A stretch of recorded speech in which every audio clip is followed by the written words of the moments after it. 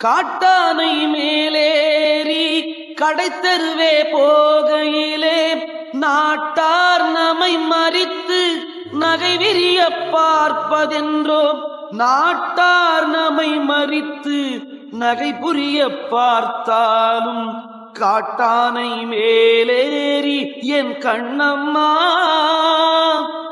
கண்குளிர காண்பேனோ.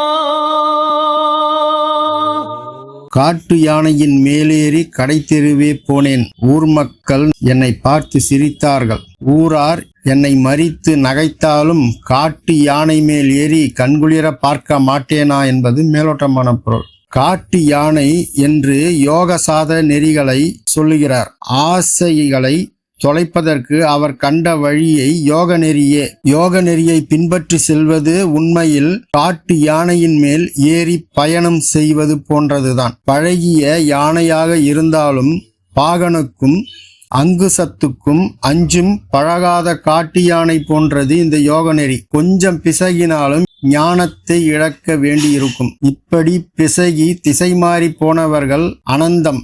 ஆகவே யோக நெறியை காட்டு யானைக்கு ஒப்பிடுகிறார். அப்படி ஒருவன் தன் வினைகளை தகர்த்து கொண்டு தூய வாழ்வு வாழ யோக நெறியை பின்பற்றுகின்ற போது அஞ்ஞானிகளாகிய மூடர்கள் கேலி செய்கிறார்கள். இதை நாட்டார் நம்மை பார்த்து நகை புரிய பார்ப்பதென்ன என்று குறிப்பிடுகிறார். நாட்டார் என்ற சொல்லுக்கு ஐம்புலன்கள், ஆணவம், கண்மம், மாயை ஆகிய மும்மலங்கள் என பொருள் கொள்கிறார். ஊருக்குள்ளே இருப்பவர்கள் நாட்டார்கள். உடம்போடு புலன்களும் மலங்களும் ஆகிய நாட்டார்கள் இருக்கிறார்கள். அவர்கள் யோக நெறியில் சென்று தூய்மை பெறுமாறு உன்னை விட்டு விடுவோமா என்று கேலி செய்கிறார்கள். புலன்கள் மூவகை ஆசைகள் வழியே மனித மனத்தை இழுக்கின்றன.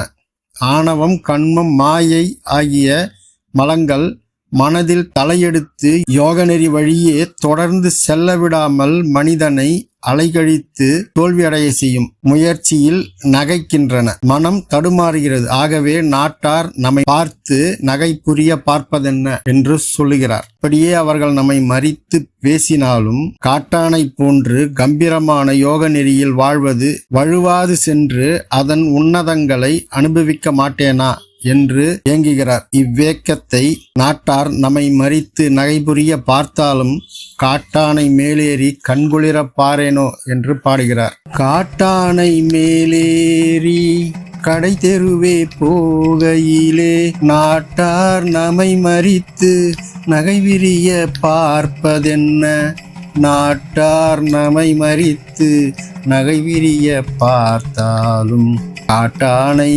மேலேறி என் கண்ணம்மா கண்குளிர காண்பேனோ.